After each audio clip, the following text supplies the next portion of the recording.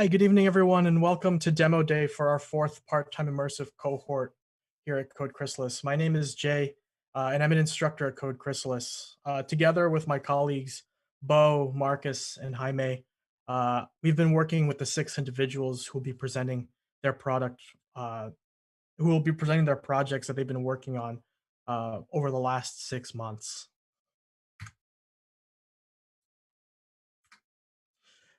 Before we get started, as you watch their projects, if you have any thoughts that you'd like to share, please, we do invite you to tag us on social media. Before we begin, we'd like to say a huge thanks to all the supporters in our community.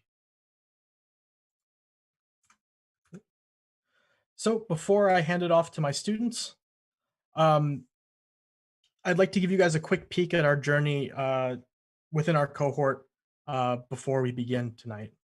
So the 6 students who you can see on the screen here, who will be presenting their applications for you all, they started their journey 24 weeks ago, and actually a little bit even longer than that during our pre-course.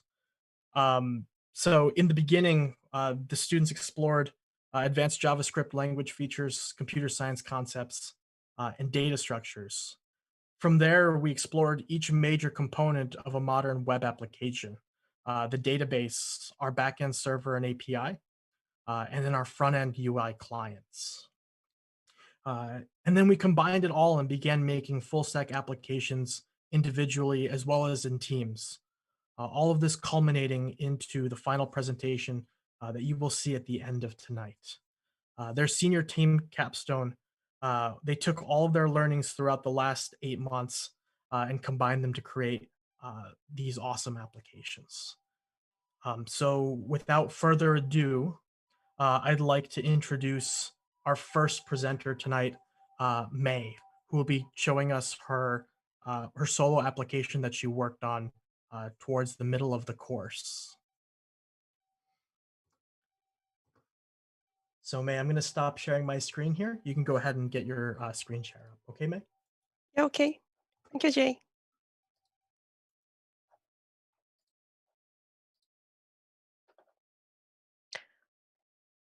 Okay. Good evening, everyone. I am May, and welcome to my presentation for my solo project, Fast Recipe. And I will show you what application I have built within a week. So let's imagine that Haruka is a 26-year-old woman who is very busy, obviously living alone in Tokyo. She enjoys cooking and posting the food she cooked on Instagram. But as she's on diet, she really cares about calories. She wants a recipe website with the recipe that is simple to cook, and she can filter out the recipe with only a few steps. And sometimes she would also like to share her own recipe to the community. To solve her problem, I tried to build an online recipe app. For this application, there will be some features like show collections of recipe that can simply served. Moreover, there are some search and filter functions that user can search the recipe by name, ingredient, and calories.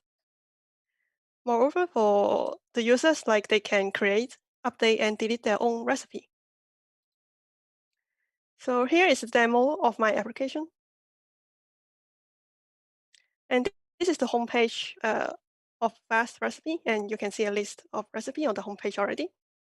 When you click on Add Recipe, let's imagine Haruka, she wants to make a recipe of egg sushi. And she typed a few sentences of descriptions.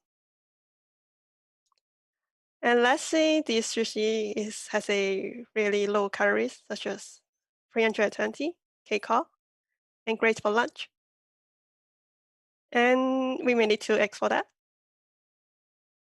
And she picked the photos she took and pressed the submit button. And after that, you can see that the recipe that she posted appeared on the homepage with the details included. Let's get back to the homepage and move to the filter bar. Let's say, she wants to search for ingredients, rice, and showing the recipe that including rice into that. Cool. But as she cares about the calories too, so she filtered out. They only show the recipe that within the calorie range between 460 kcal, 600 kcal. Moreover, as she created this recipe, she is be able to editing like the description for this recipe.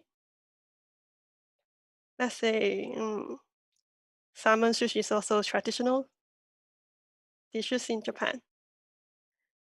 And she can change the type and the calories for this recipe.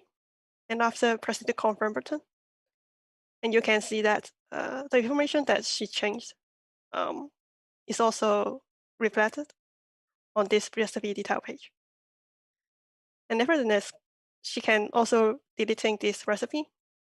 And you can see that the recipe is gone from the database. Okay, so for the application that I built, for the front end, I use React.js framework to build the user interface.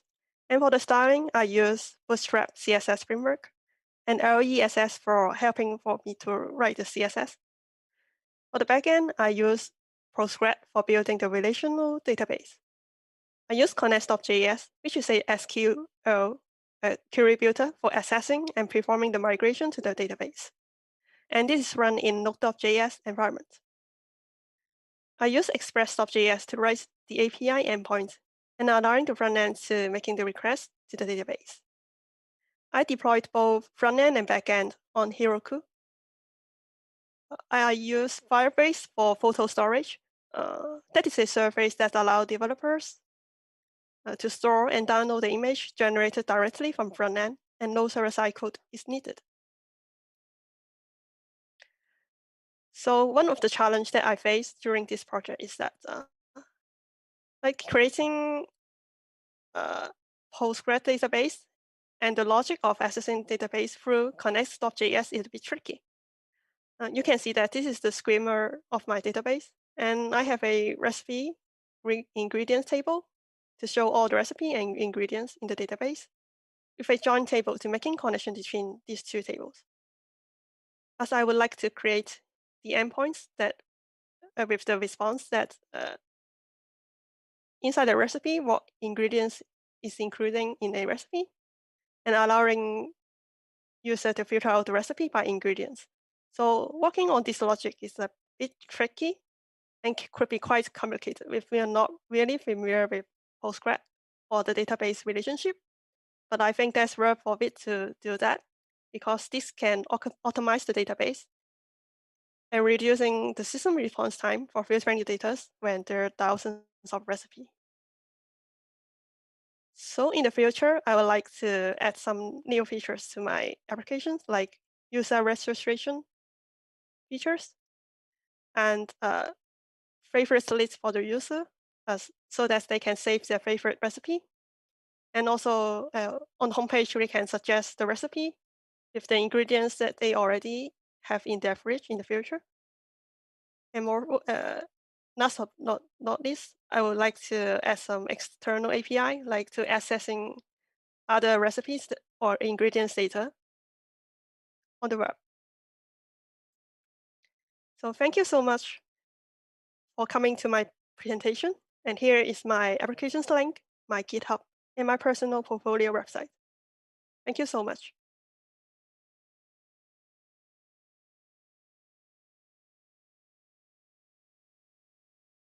May, thank you so much for your presentation. If you're interested in May's project, make sure to watch the playback of this video so that you can see the link to her deployment and her GitHub repo. Next up, I'd like to introduce the next student tuning in from Osaka, Alex. So Alex, if you can come up onto the stage and share your screen, I'll give the microphone to you, okay? So, hello everyone, and welcome to my Polyglottal project timeline. So I'd like to share with you what this project entailed. We had 2 weeks to learn a new language that we've never touched before, and my choice was Ruby. By the end, we had to deliver an API or online app of something that we built with it. However, it had to be distinctly different from any source material we'd studied while we were learning. So to give you an idea of a potential user, I'll share with you a user story. So meet Jeff. He's a history major studying the American Civil War in college. So there were a lot of engagements and battles over that period that he's trying to record, and many traditional resources on the subject can be pretty heavy reading. What Jeff really needs is something to separate out these events into something more digestible, as well as show the major individuals involved in these events. So why this app in particular? Well, Timeline can display events you create, as well as organize them by dates they occurred and show you the important details in them. You can also track interaction of major figures involved in your studies or maybe even your hobby. It's also more of a visually, instead of making lots of notes or documents on a subject, and it's quick and easy to use. So let's do a quick demonstration of Timeline. So here we have the main page. So it displays all of the current events in chronological order, as you can see, starting from the oldest to the newest. And it also gives a description of what happened on this day as well as any major characters or people who were involved in these events. So you can see all my cohort mates here. So if we were to click on Introduction Day, we can edit and delete this event as well as interact with some of the users involved. So if I click myself, you can see me, and I can edit or delete my profile. But let's go ahead and create a new actor. So here we have a list of them, and we can create a new one. Let's call them Bob and give them a new color so we can identify them more easily. Let's give them brown. And there he is, he's been created. And now he's joined the list of potential actors. So if we go into events, we can also create a new event. So let's say test day. We all had to do a test. And that's going to happen tomorrow, which we all didn't know about. Surprise, surprise. Let's create the event. And here it has been created. And if we check our home, because it's the newest event and it's happening in the future, it appears at the bottom with all of the involved participants and description. Let's go back. So in terms of technology used, the back end of choice was, of course, Ruby with a Rails framework. I also used a Postgres database because it's a relational database, and since the events and participants I was using were related to each other. Also, it was deployed online to Heroku, which we've had a lot of experience using. Also, Heroku requires applications to use a PostgreSQL database.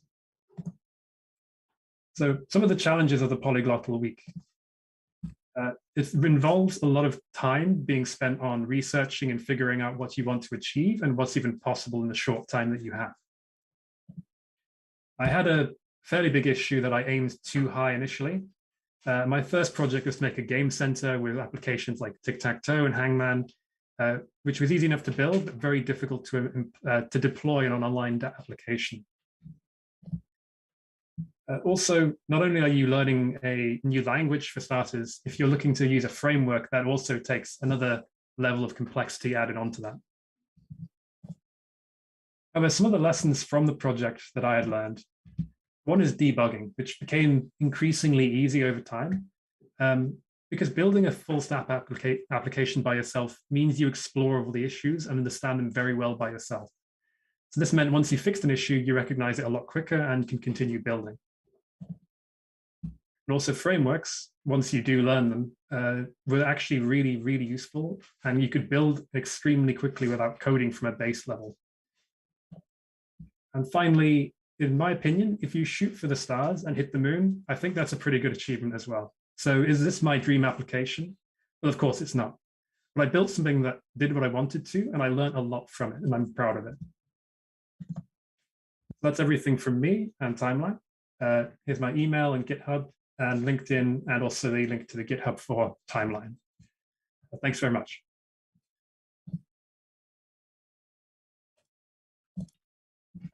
Alex, awesome presentation. I'm glad to hear, Alex, that debugging has gotten a lot faster for you.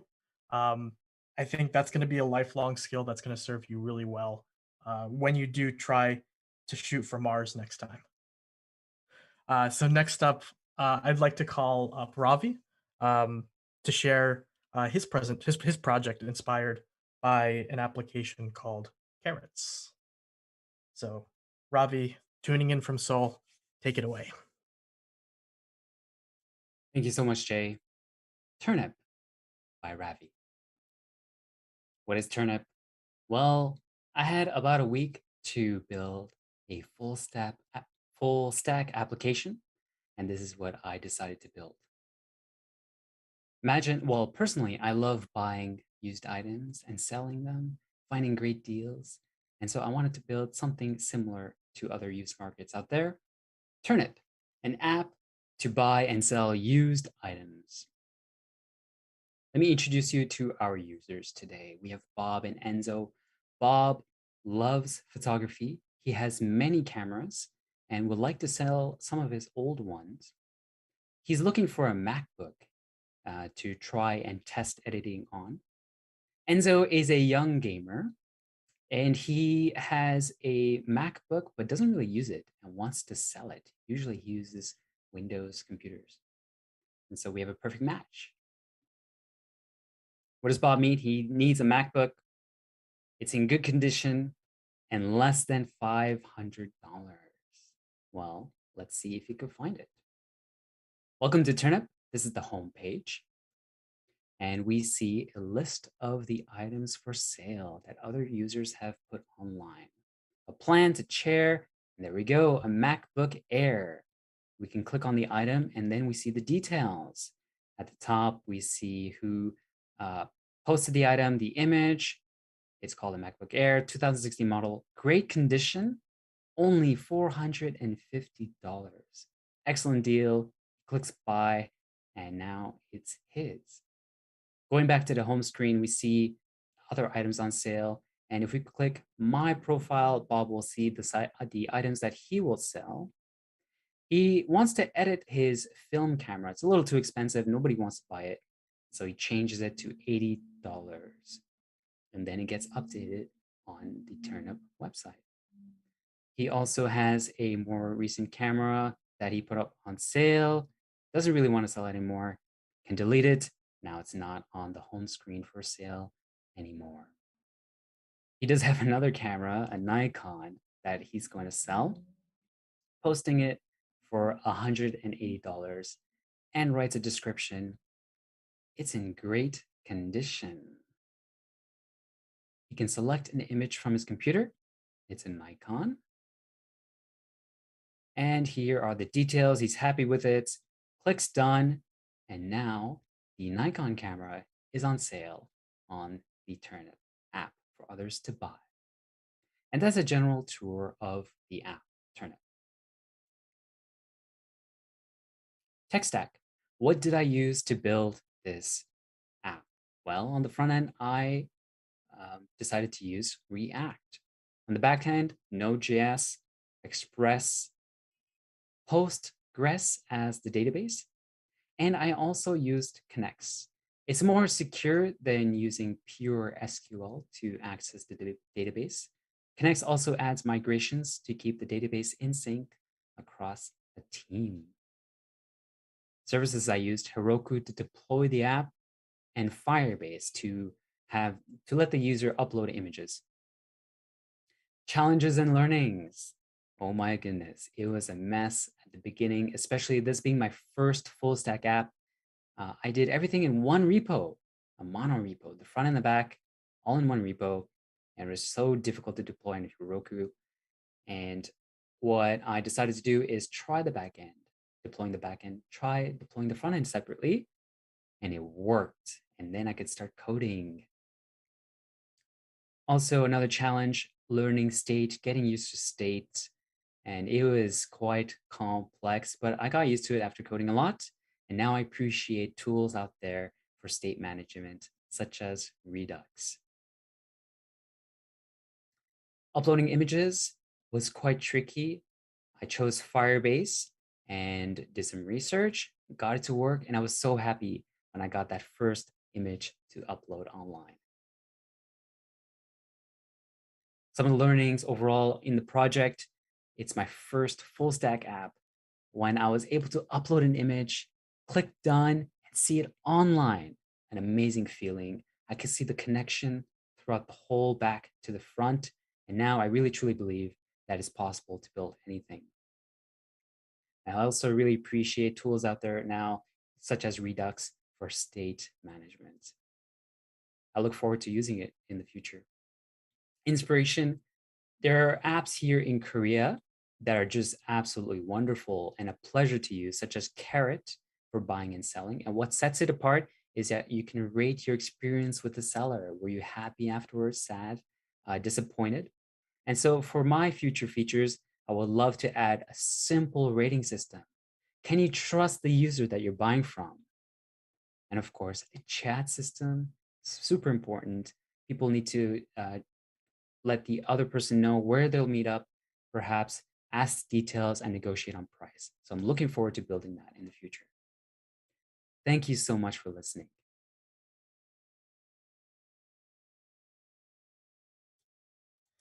Thank you again, Ravi, for your presentation. Excellent work. I think your quick thinking in such a short amount of period of time, just to get your application to work, that's as we've spoken a lot. The ability to overcome adversity and deliver on projects that or on commits that you promise. I think that's something that you and your cohort mates demonstrated excellently during your project phase when you built your first full stack applications. So thank you again, Ravi. The next student I'd like to call up for their presentation, I'd like to introduce Matt. So Matt, if you can go ahead and share your screen. Matt's going to take us through his solo project.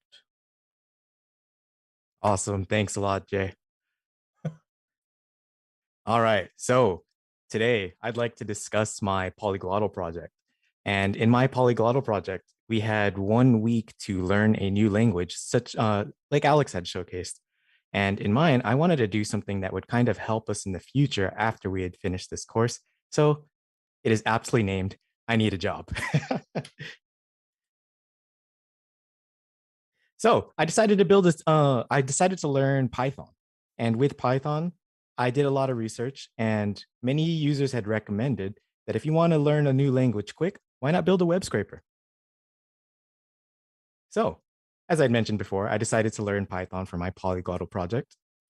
I did so because it's great for automation, super easy to read, and great for beginners to get their feet wet with a new language. I also use the Flask and Jinja 2 tools. One, because they're very light and very easy to get going. So who would this app be for? Well, this app is for users who are looking to find or just kind of do any kind of basic job searching, but they don't want all the bloat of something like Indeed or Daijobu. So this app kind of alleviates those issues and will only give you the listings that you're looking for. So some reasons to use this. Like I said, less bloat, no advertisements to distract you from what you're looking for, no highlighted listings. You can skip all of that. On top of that, something I was planning on implementing into my app was automation. Maybe you'll have this app do this search for you once a week, once a month, once every couple days. I guess it would be up to the user based on the frequency that they would like to set. Some learnings and challengings throughout this course. Well, I had a plan of approach when I wanted to learn this project. First of all, we had to go through and learn Python. Luckily, Python was very easy to get into and dip your feet into after having spent the first 3 or 4 months learning JavaScript throughout the course. Then I decided to just dive right in and get coding. Further, after that, I did a little bit more research on scraping, as scraping is a very specific task to each website that you are scraping. Then I decided to serve a very basic front end, make it a little bit pretty for the user. And then automation, lastly. Some challenges I had faced during this project. Well, Python itself was a new language, so I had to spend a little bit of research in the little time that I had to get myself associated with the language. Indentation and variable instantiation proved to be a little bit tricky because my mind would not release how to write JavaScript when I was trying to write my Python scripts. Scraping also proved to be a very fragile task.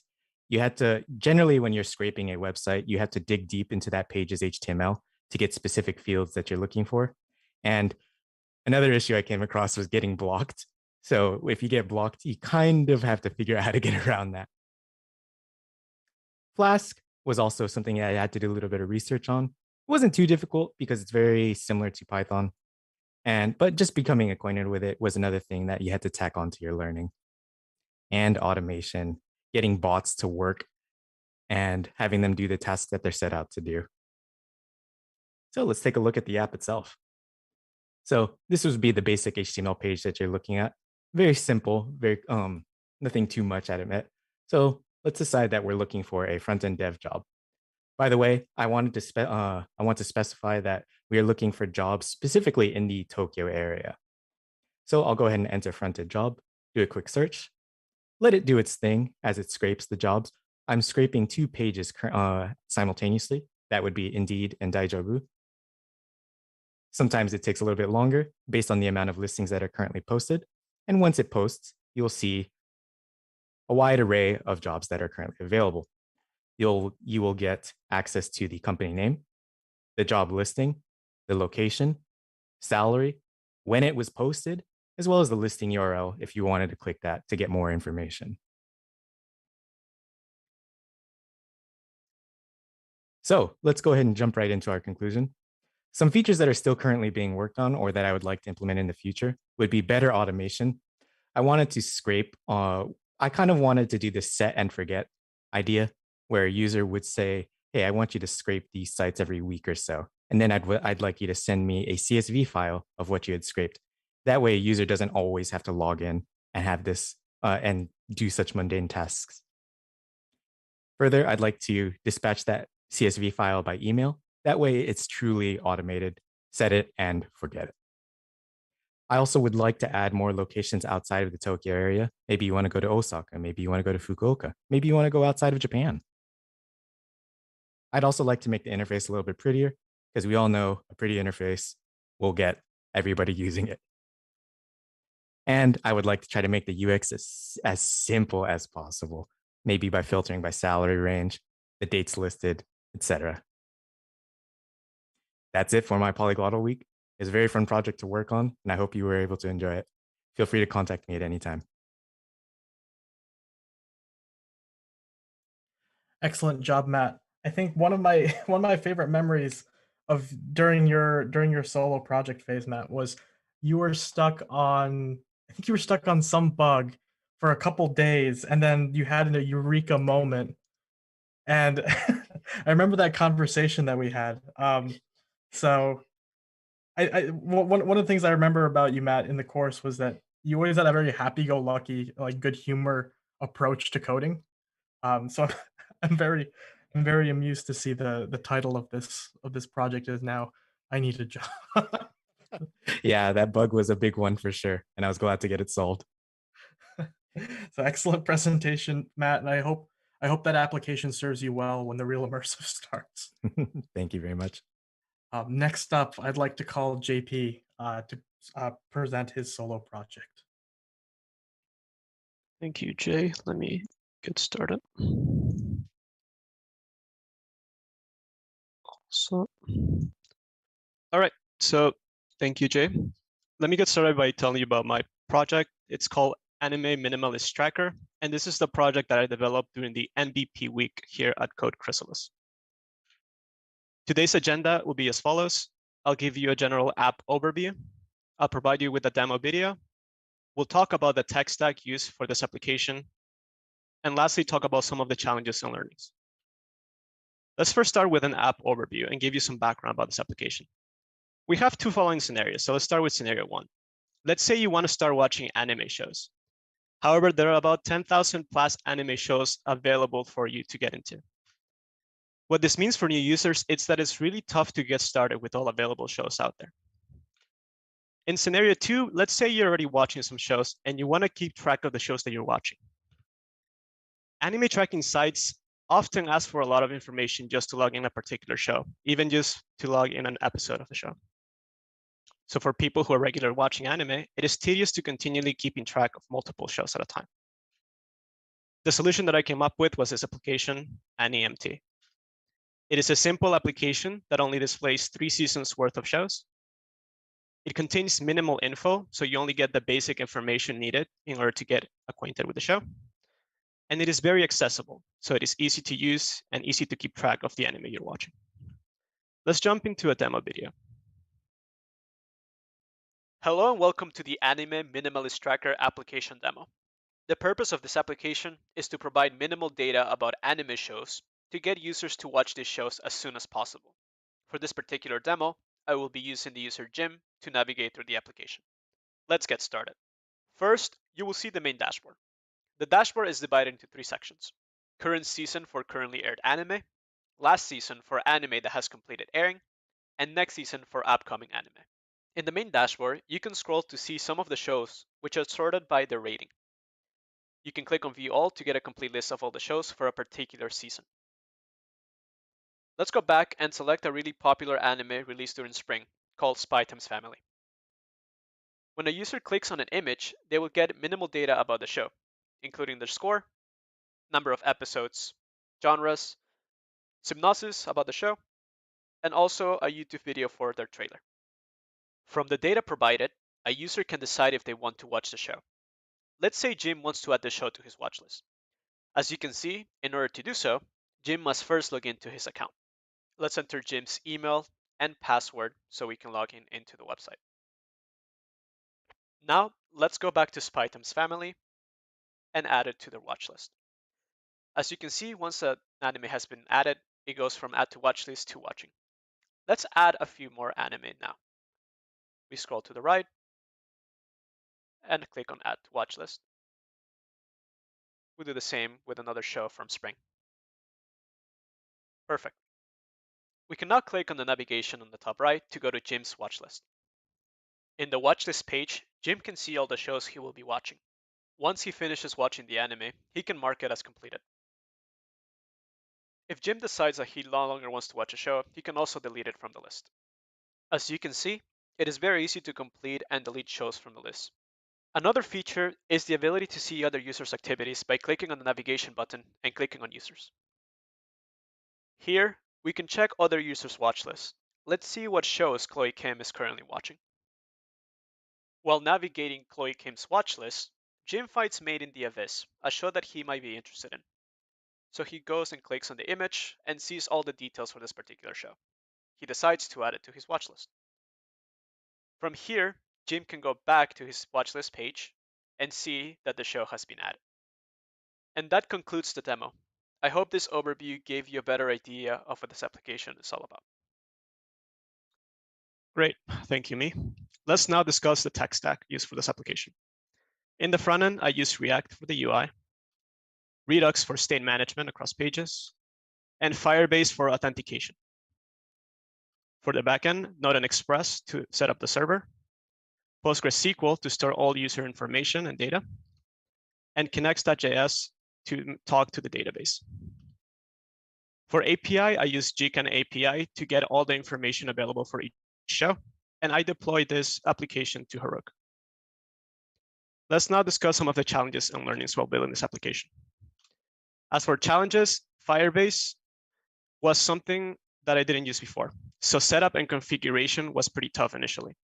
It was also tough to store the data getting from the React frontend into the backend with user information such as email. Keeping state across multiple pages was also a pretty task because we're moving between solo animes, animes for a particular season, and animes on your watch list. So keeping state was challenging at first. As for learnings, I understood the workflow of building an entire full stack application during this week. So it was nice to see what it takes to actually go from backend to front end and in between. Lastly, I also learned to focus on the basics. As I mentioned before, we only had a week to build this application. So starting off small and then going from there was very important. You can check out this application at the following link. I recommend using the mobile version of it since it's the mobile first approach that I use for this application. However, the desktop version is also available for you. Thank you so much for listening. Below are my email and GitHub handle. JP, excellent presentation and excellent application. I remember we talked about this application as early as I think week 2 or 3. And you had told me that you'd wanted to build this application for with your friends in mind. I think the presentations that you've seen tonight and the presentation and the next couple of presentations that you're going to see that we have left, the students in CCP4 really thought about the end user and what those kinds of users would want to see in the applications. And I think that's really well reflected in the features and also the UI that you guys put together. So JP, excellent work building the application and then polishing and reiterating it over and over again until it looked as clean as you had it. Last but not least, for our solo projects, I want to call up Yuka, who's going to round us off here for our solo projects to do her time tracker application. So take it away, Yuka. Thank you, Jay. Hi, everyone. I'm Yuka, and I'm going to talk about my solo MVP project I built about 3 months ago. So the time tracker is an app that allows users to keep track of the time based on the categories they created, and also allows them to visually see the time spent for each category. So the target users are mainly students or working adults who want to study on a regular basis in their busy schedule. So let me show you the demo now. So first, let's log in as a user. And then you can start the timer by selecting one of the categories you've created. Let's select math and start the timer. So the timer is counting up for the category math. And let's stop at 5 seconds. So this duration is added to the category's total duration as well as the latest activities. And you can also see the summary of the category by clicking the details link. You can also delete or modify the latest activities if you accidentally started a timer. And you can create your own category here. So let's create a new category, English. And then create another one, Python. And you can go to the next page now. And from here, you can easily search for the category by title or sort the category by certain orders like alphabetical, ascending, descending, or the total time. So as for bar chart, you can select up to 3 categories. So let's additionally select math and algorithm. So the 4th selection will give users alert. So if you select another category like workout, alert shows up and you can replace the selected category. So let's replace math with workout. And now the workout category appears in the bar chart instead of math. You can switch the base period to 30 days. And you can also go back in time. And you can also see the pie chart below where you can see the breakdown of the total time. So you can hover over the chart to see percentage of each category. And you can also change the base calculation period. So if you want to see only the categories that are, let's say, more than 20% of the total time, you can set a threshold like this, and only those categories get displayed. So after you're done, you can log out from here. And we're back to the login page. Okay, that's it for demo. Now let me talk about the tech stack. For the front end, I use React. And for styling, I use React Bootstrap and Sass. And as a third-party library, I use a chart library called Apex Chart, and also use Moment.js for formatting time. For the backend, I use Node Express for server, Postgres for database, and Connects for interaction with the database. And I also use Passport.js for user authentication and Heroku for deployment. Now let's talk about challenges. So one of the biggest technical challenges I faced during the development was getting the bar chart to work. So if you want to display a bar chart like this, you need to feed the data that has every single calendar day. However, the issue was that the data that I have doesn't have every single calendar day because there are days where no actions were taken. So what I ultimately did was this. So I used SQL to create a virtual table that has all the calendar days for the targeted period. and then joined it with the existing table so that I can use the calendar date of the resulting table as the x-axis of the bar chart. So it was tricky for me at first because I couldn't find a solution in the official documentations. So I searched online for people who encountered similar problems. And thanks to the knowledge sharing culture in the tech community, I found something that looked promising. And after many trial and error, finally could get it to work. Lastly, let's talk about the future features. So moving forward, some of the features that I would love to implement includes some countdown timer like Pomodoro timer, since the app targets people who study and they probably would love to use a tool that helps them concentrate. Or some kind of a chart that shows the level of achievement based on user-provided target hours to keep the users further motivated. Okay, that's it for me. I hope you enjoyed my presentation. Here's my GitHub handle and email. Thank you very much for listening. Excellent work, Yuka. Your project was also another one that you and I had talked about really earlier on in the presentation. And I think for me, one thing that I kind of got as like a theme for the projects that you are passionate about is this idea of time. And so I'm really excited to see what the future brings in terms of you fleshing out these ideas that you have. And I'm really excited to see those. So excellent job, Yuka.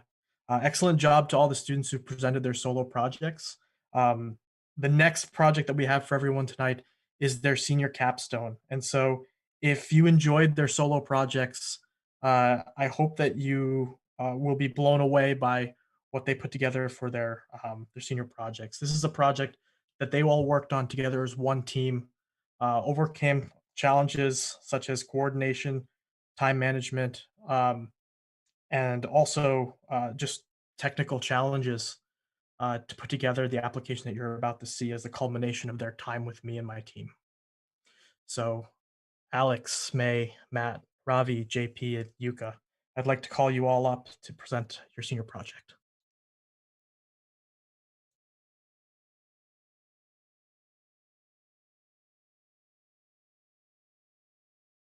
Hi, everyone. Thank you for your time to join us for our presentation. I'm Yuka again, and I'm excited to present to you today our senior team project, Rantomo.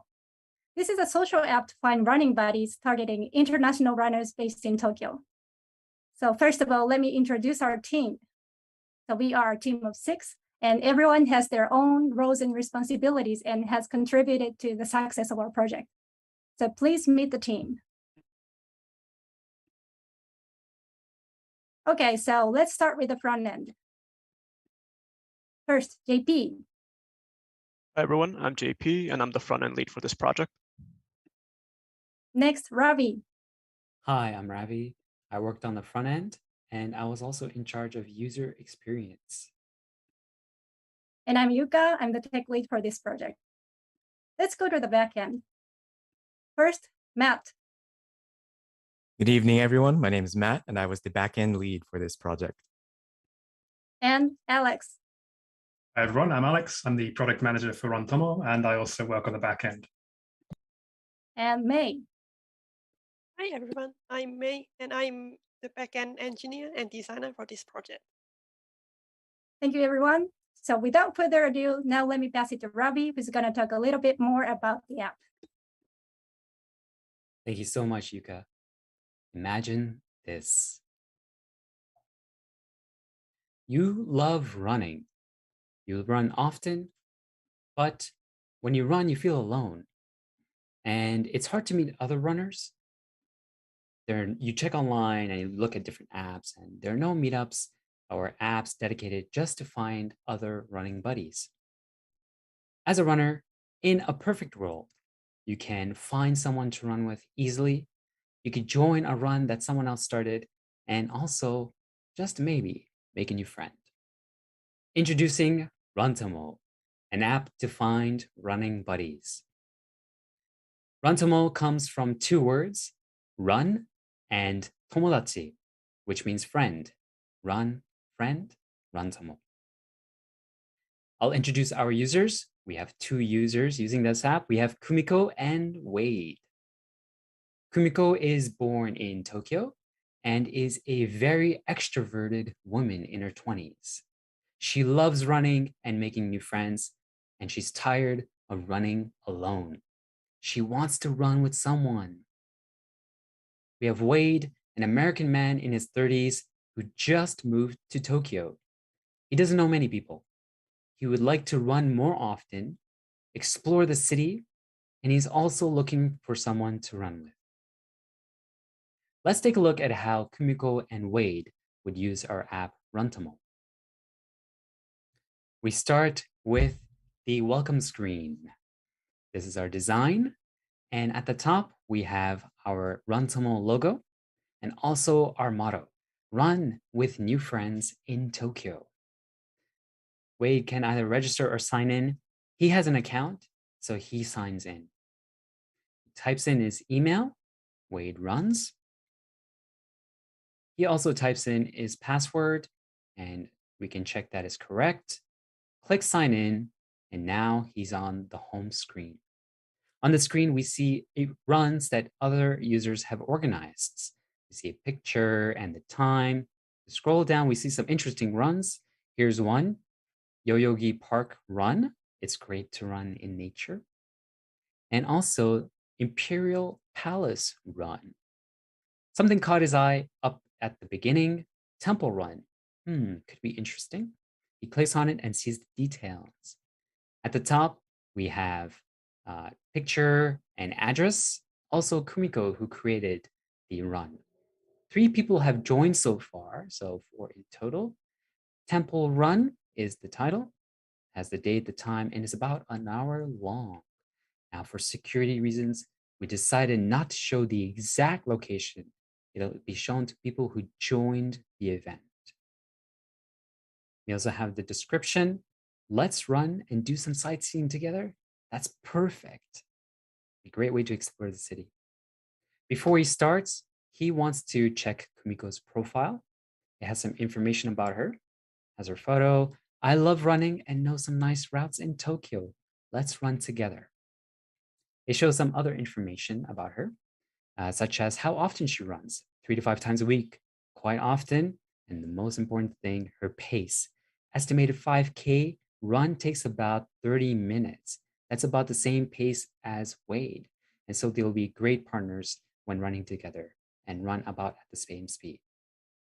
Wade goes back and he's happy with everything, clicks join event, and he joined successfully. Clicking done goes back to the home screen. And here we go again. We go to Temple Run, and now we can see the exact location is shown to Wade. There's also a message bubble. All the participants of the event can message each other. Maybe talk about the location of the meetup. Maybe the weather changes and they have to cancel the event. Very important to keep in touch. Wade types in his first comment. Hi, I'm Wade. He introduces himself and the message is sent to everybody. Now let's go back. We're at the home screen again, and perhaps Wade is looking for something at night, but there's nothing. And so he decides to create his own event. He calls it City Night Run. He does enjoy running at night, less sunburn, and he heard a lot about Shibuya in Tokyo, so it would be nice to explore that. He picks a day, a few days ahead, and also picks a time at night. He can also choose the duration of the run, about 30 minutes, and he has a picture of the city at night. And you can choose to upload it. It becomes the event photo. You can write any details of the event here. He writes, let's run together through the neon city. All right, he's happy with the details, clicks create event, and the event is now live. Other users can join his running session. If he wants to see his sessions that he either joined or is a part of, he could go to My Sessions. We see the sessions he created and joined, or all of them at the same time. go back to the home screen. Now we added another feature, running stations in Tokyo. We wanted to display the running stations that have coin lockers, showers, parking, basically all the things that make it easy for runners to go running. It's a great starting place for the run and ending place as well. On the map, we can click on a pin and it shows the address of the running station. Furthermore, there's also a way to filter the runs. And so maybe he wants to check runs in a certain area. We have Shibuya and click apply. And then we see the runs that are only in Shibuya. And he's going to order them by the ones that are happening soonest. Cancel the filters and we see all runs again. Now Wade starts to run more often and he's meeting people. He wants to change some of his information. He doesn't run 1 to 2 times a week anymore. Now he runs 3 times a week. He also improved his pace from 35 minutes to 32 minutes to complete a 5K run. Clicks done and the information is updated for everyone to see. And then he sees the settings screen, go back to the homepage, and that is Wade's experience of using our app, Runtomo. I'll pass it to Alex, who would talk about our app. Thank you, Ravi. So let's talk about some of the features that the app can do. So Runtomo is a running application that understands where you're going, but more importantly, who you're going with. So running can be a lonely activity, and let's face it, it can be a chore just to stay in shape. However, what if you had 1 or 2 people who could hold you accountable to stay in shape and to keep running, who maybe held your same goals and aspirations, and maybe you could have a little bit more fun while going for your run as well. So what are some of the features of Runtomo? Well, for starters, you can create your own personal profile, such as Wade here. It gives some suitable information about yourself, and other users can find similar features about you that match with them. You can also find your nearby sessions and filter them by area and see who is attending already and figure out what's best for you. Then you can even join up and chat with the people in the event and stay up to date with anything that's happening or if the event's been cancelled. Or alternatively, you can create your own session and you can figure out the time, dates, location, and duration of the run. However, the app we envisioned was more than just a thing on your screen. We also intended it for it to be a community, encouraging people to stay and use it for reasons such as staying fit and active. You can get to know the Tokyo area better for newcomers. Maybe if you're a local looking to improve your English, you could practice with newcomers and even make some new friends along the way. I'll pass you back to Yuka to talk more about the tech stack. Thank you, Alex. Now let me talk about the tech stack we use for building the app. For the front end, because we decided to make a mobile app from the start, we chose to use React Native, which is a JavaScript framework dedicated to mobile app development. For state management, we use React Context Hook to make sure that the same state is available across the app, thereby reducing the number of API calls and improving user experience. For styling, we use React Native CSS framework called React Native Paper. And for page navigation, we use React Navigation. As a third-party API, we used Google Map API to show the maps. And we deployed the front-end app to Expo. For photo storage, we used Firebase storage. And for user authentication, both the front end and the back end implemented the logic involving JSON Web Token, or JWT, to make sure that the app is secure. Let's look at the back end now. For server, we used Python, Django, and Django REST framework. The reason we chose this tech stack is because they have many built-in features that would help us develop our backend rapidly. So which was important because we were applying agile development method that involves multiple iterations until the final product. The backend also used a tool called Swagger to automate the documentation of the endpoints, like this. So, which helped the front end a lot throughout the development. For database, we used Postgres, and we deployed the backend to Heroku using continuous delivery by linking Heroku to GitHub repository. So what's coded and marked on GitHub will be quickly available to the front end, which helped the smooth development flow. That's the brief summary of the tech stack. Now I'll pass it to JP, who's going to talk about the front end challenges and learnings. Thank you, Yuka. Let us discuss some of the challenges and learnings we came across while building this entire project. First was React navigation. Based on the demo that you saw, that we have multiple pages across our application. So we had to make sure that the transition from one to the other was smooth. Learning React navigation was definitely challenging at first, but we managed to make it work in the final product. With navigating different parts of your application, you have to also take into consideration state management. If you go from Discover page to My Sessions page, you have to maintain all the running sessions that were made by you, as well as other users across the application. Managing state was very challenging in the beginning, but it got easier and easier as we went through the application stage. Lastly, performance. Some of the rendering components, especially in the Discover page, where you have multiple events, took a long time initially, about 4 to 5 seconds just to load everything properly. In order to speed up the performance, we work with the backend team. So now you can see that the demo, it only takes about a second, if not less. Some of the learnings for this application, well, we learned new technologies. These are some of the technologies that we use: React Native, Firebase, React Navigation, Google and iOS Maps, that we as engineers were not familiar with initially. So we had to make sure that we learned them properly and utilize them as well. We also use Git and GitHub in a bigger team environment. Before, we were only used to even working with ourselves or just pushing our code into one particular branch. This time, we had to make sure that we manage code throughout development across the teams, work with different branches, and resolve any merge conflicts that would appear. Lastly, but not least, collaboration. We had to navigate through each other's code, understanding, and probably reuse them as needed when we were implementing new features or resolving bugs. We also had to make sure that the style across pages was similar so that you know that this application was built by one unified team.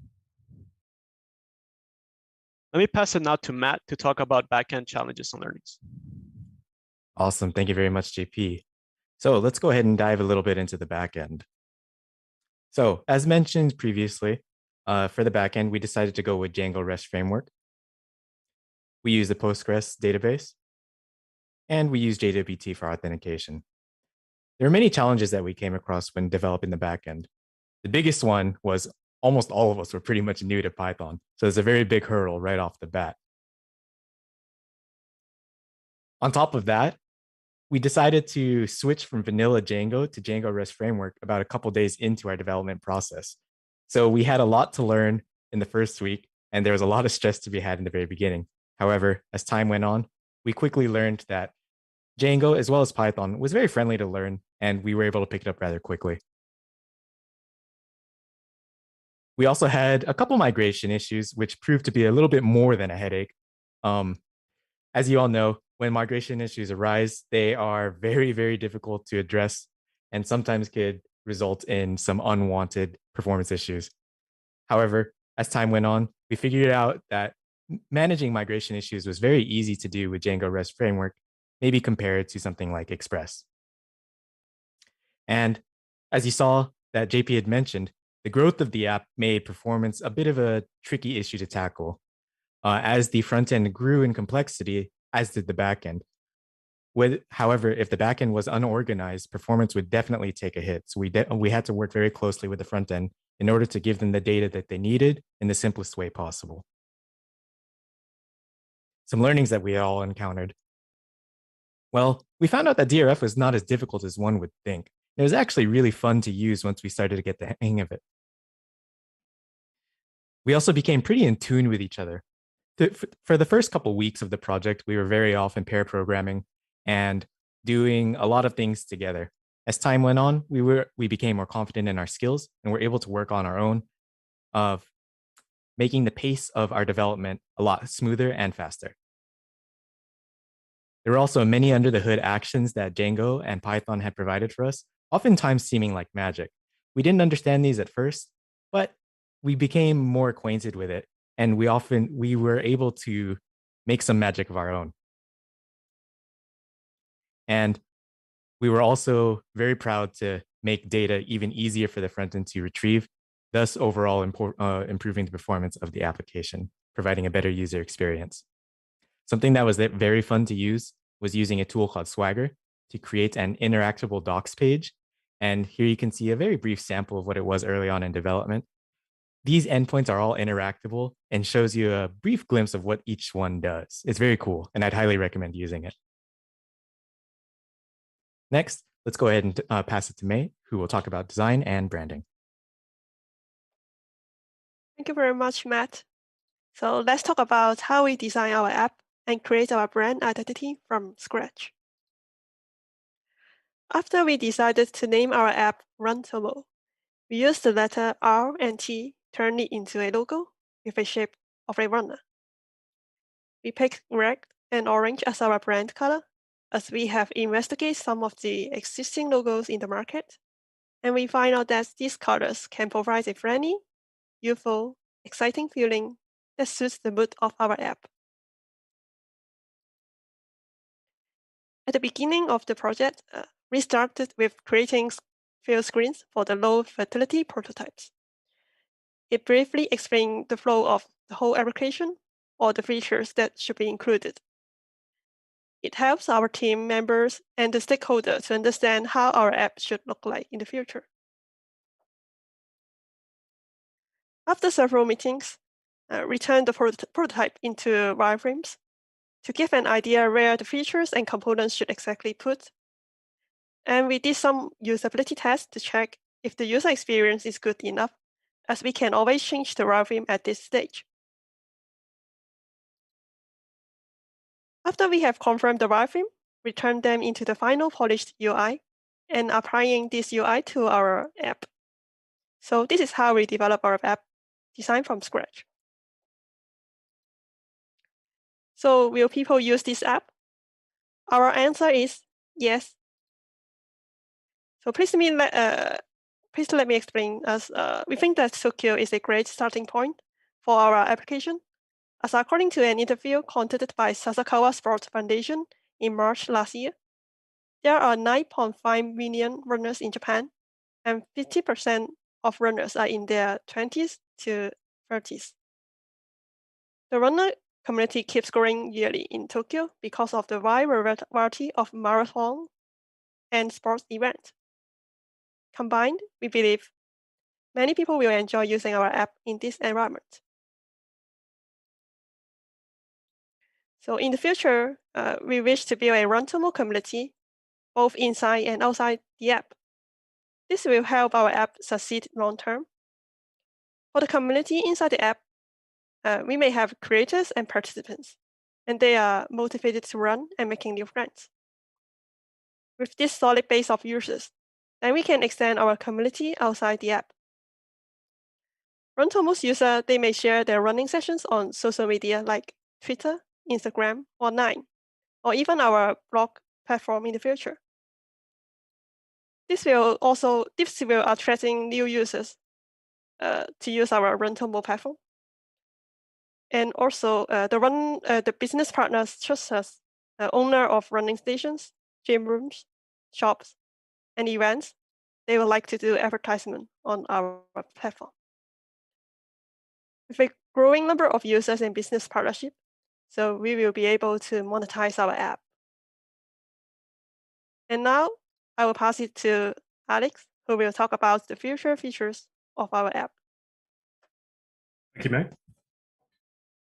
So in the future, we hope to take this app to the next level by introducing features we know that the users will love.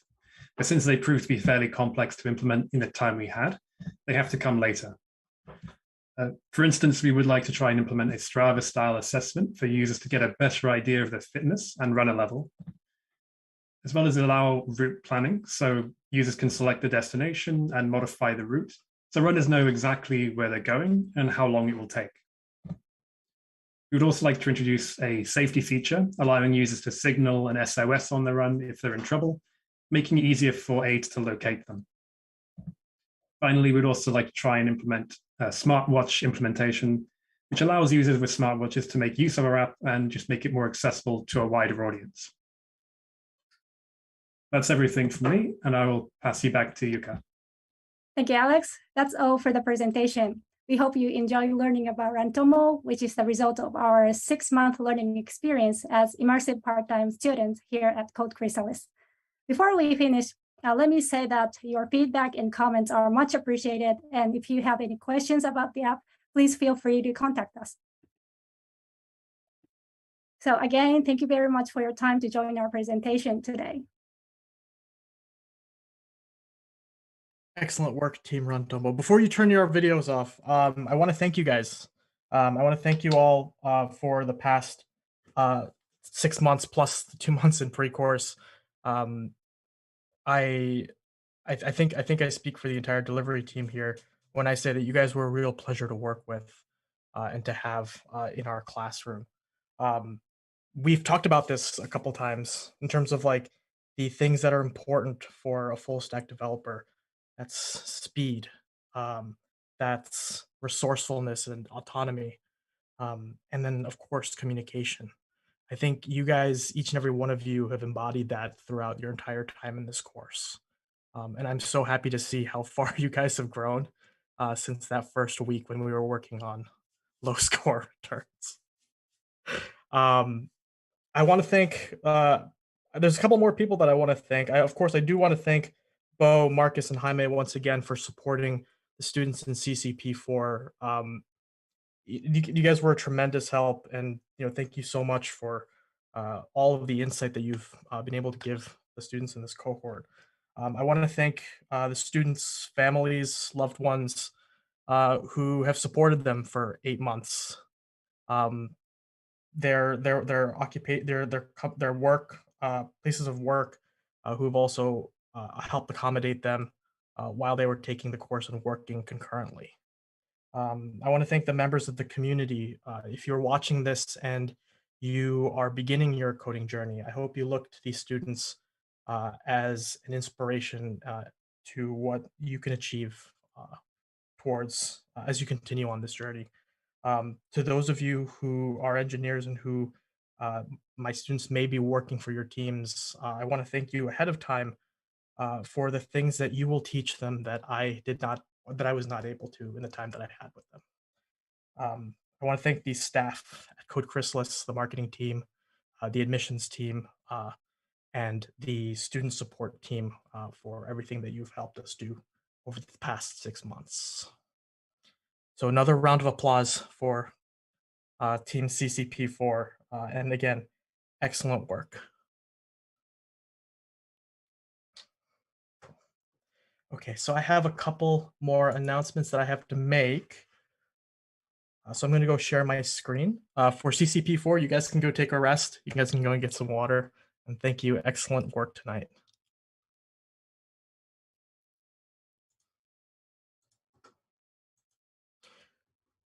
Okay, so I hope you guys enjoyed the presentations tonight. CCP4 will be graduating tomorrow. They'll be, sadly, my team will be handing them off to the career support team, who will be getting them ready for their job hunt. If you are interested in hiring any of our graduates, please reach out to us to schedule or organize that communication. If you're interested in joining the immersive program, some announcements here. So on October 3rd, we have our next, we have the deadline for, or the start of the next immersive full-time cohort. So that's a 12-week program to prepare you to become full stack software engineers. Please reach out to the information below from the URL for more information below. The students that you saw tonight, they were part of the immersive part-time program, a program that we started just a little bit over a year ago.